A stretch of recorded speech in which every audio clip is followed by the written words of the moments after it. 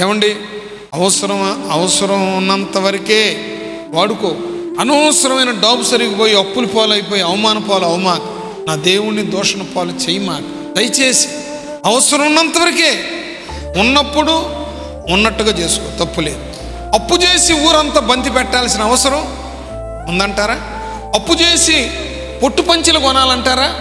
అప్పు చేసి పొట్టు చీరలు కొనాలంటారా? అప్పు చేసి వాహనాలు కొనాలంటారా? చూడండి, 0 పేమెంట్తో లోను, నువ్వేం కట్టవసరం తీసుకెళ్ళి అంటాడు. నువ్వు లటలట బండి తెస్తే దానికి పెట్రోల్ పోయొద్దండి. బండి ఉన్న కాడి నుంచి అవసరాలు పెరుగుతాయి.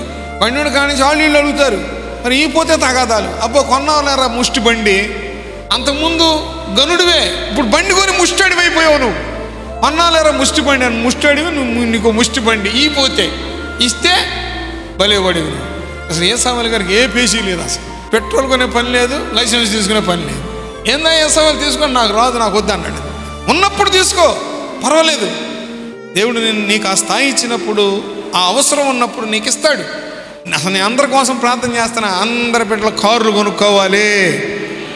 దేవుడి నామం స్తోత్ర. 2 వీలర్ కాదు, 2 వీలర్ ఉంటే ఇద్దరే వస్తున్నారు, కారు ఉంటే 4 మందిరానికి వస్తారని అందరు కార్లు కొనుక్కోవాలి అని ప్రార్థన. కార్లు కొనుక్కోవాలంటే విశాలమైన ఇల్లు ఉండాలి. విశాలమైన ఇల్లు ఉండాలంటే నీ రెక్కలు బలపరచబడాలి, నీ వ్యాపారం బాగుండాలి, నీ ఉద్యోగం ప్రమోషన్ రావాలి, నీ వ్యవసాయం దీవించబడాలి, నువ్వు అత్యధికంగా వర్ధిల్లాలి. అప్పుడు దేవుడు ఇవన్నీ ఇచ్చేస్తాడు. దేవుడి నామం స్తోత్ర.